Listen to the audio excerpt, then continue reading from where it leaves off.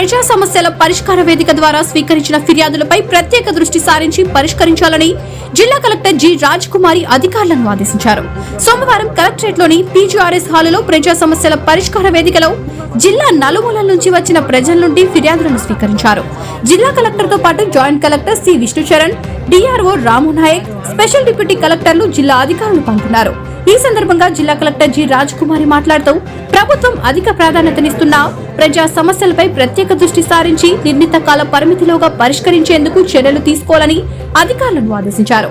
ఇంకా ఈ కార్యక్రమంలో 170 మంది అర్జీదారులు తమ సమస్యల పరిష్కారానికి జిల్లా కలెక్టర్ కు అర్జీలు సమర్పించారు. ఈ సమస్యలన్నీ వితిన్ SLAలోగా పరిష్కరించాలని సంబంధిత అధికారులకు ఎండార్స్ చేస్తూ కలెక్టర్ ఆదేశాలు జారీ చేశారు.